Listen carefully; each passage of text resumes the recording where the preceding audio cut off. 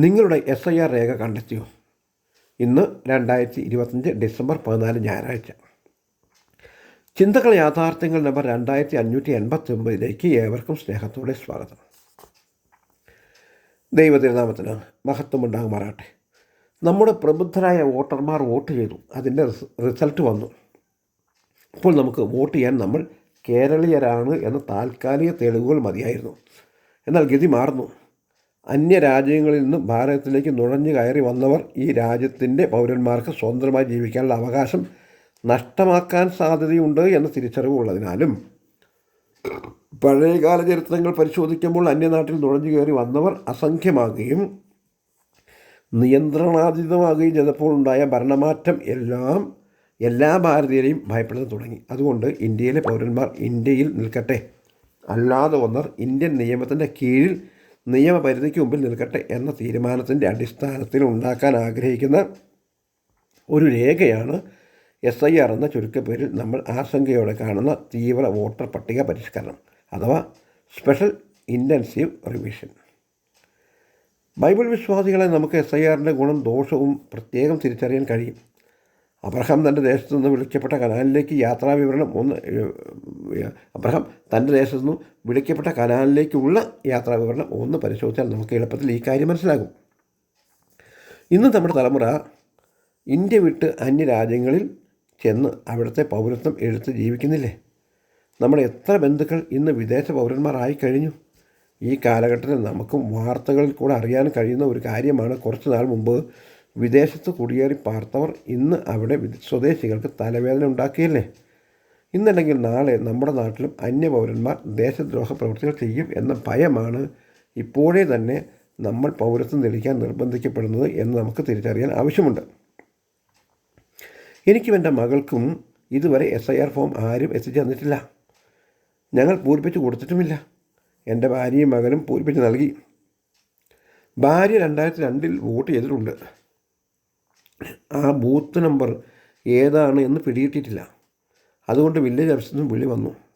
ഹിയറിങ്ങിന് വരേണ്ടി വരും എന്ന് പറഞ്ഞു. പോകാൻ അവർ തയ്യാറാണ്.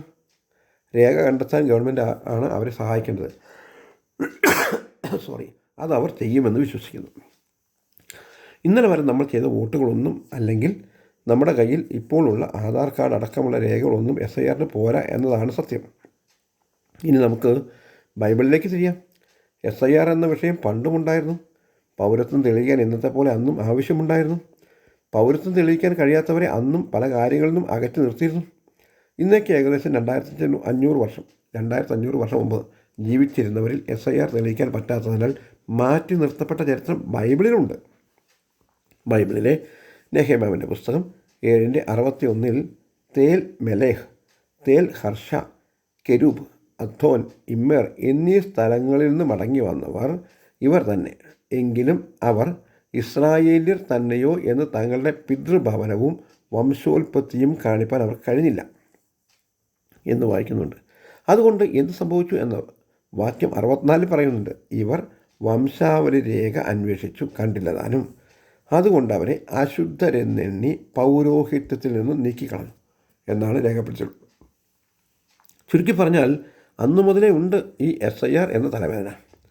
ബൈബിൾ പുതിയ നിയമത്തിലേക്ക് വരുമ്പോൾ ഒരു കോടതി അപ്പോസ്തലനായ പൗലോസിനെ വിധിക്കുന്നുണ്ട്. അവിടെയും SIR രേഖ പൊന്തി വന്നു. അന്ന് പൗലോസിന് വലിയ ഗുണമാണ് ചെയ്തത്. നമുക്ക് ആ സംഭവം കൂടെ ഒന്ന് ശ്രദ്ധിക്കാം. ബൈബിളിലെ അപ്പോസ്തല പ്രവൃത്തികൾ 23:27 ഈ പുരുഷനെ യഹൂദന്മാർ പിടിച്ചു കൊല്ലുവാൻ ഭാവിച്ചപ്പോൾ റോമാ പൗരൻ എന്നറിഞ്ഞ് ഞാൻ പട്ടാളത്തോടു കൂടെ നേരിട്ട് വന്ന് അവനെ വിടുവിച്ച് പിടിക്കപ്പെട്ട ആൾ റോമാ പൗരൻ ആണെന്ന് അറിഞ്ഞപ്പോൾ പിടിച്ചവരുടെ മുട്ട് പറിച്ചു. അവർ പട്ടാളത്തോടു കൂടെ നേരിട്ട് ചെന്ന് അവനെ വിടുവിച്ചു എന്നല്ലേ വായിച്ചത്? അതുകൊണ്ട് പ്രിയരെ, SIRന് വിലയുണ്ട്. SIRന് വില ഇന്ത്യയിൽ മാത്രമല്ല സ്വർഗത്തിലും വിലയുണ്ട്. അവിടുത്തെ പൗരത്വം നിങ്ങൾക്ക് തെളിയിക്കാൻ കഴിഞ്ഞില്ലെങ്കിൽ അതാണ് ഏറ്റവും വലിയ പ്രശ്നം. ഇവിടെ നമുക്ക് SIR ഉണ്ടെങ്കിലും ഇല്ലെങ്കിൽ നാം ഈ ഭൂമി വിട്ടുപോകും. വഖഫ് ഭൂമിയിലാണ് താമസിക്കുന്നത് എങ്കിലും പട്ടയം കിട്ടിയാലും ഇല്ലെങ്കിലും നാം മരണം വഴി ഈ ഭൂമി വിട്ടുപോകും. ഇന്ന് തൽക്കാലം രക്ഷിക്കാൻ പാർട്ടിക്കാരും ഗവൺമെൻറ് സംവിധാനങ്ങളും പട്ടാളത്തോടുകൂടെ വന്നേക്കാം. പക്ഷേ നാം മരണം വഴി മാറ്റപ്പെട്ടാൽ ചുമയുണ്ട്. ബൈബിളിൽ ഫിലിപ്പ് ലേഖനം 3:20 പറയുന്നത് നമ്മുടെ പൗരത്വമോ സ്വർഗത്തിലാകുന്നു. അവിടെ നിന്ന് കർത്താവായ യേശുക്രിസ്തു രക്ഷിതാവായി വരുമെന്ന് നാം കാത്തിരിക്കുന്നു എന്നാണ്. അന്ന് സ്വർഗത്തിൽ പോകാൻ മതിയായ SIR രേഖ കൈവശമില്ലെങ്കിൽ നാമും വിടപ്പെടുകയില്ലേ? ഇന്ത്യയിലെ തീവ്ര ഹിന്ദുത്വവാദികളും ഒരു കൂട്ടം തീവ്ര മുസ്ലിം വാദികളും യേശുക്രിസ്തുവിൻ്റെ പൗരത്വം ചർച്ച ചെയ്യപ്പെടുമ്പോൾ സ്വർഗീയ പൗരനായ കർത്താവ് നമുക്ക് ദാനം തന്ന സ്വർഗീയ പൗരത്വത്തെ എങ്ങനെ നമുക്ക് നിസ്സാരമായി കാണാൻ കഴിയും?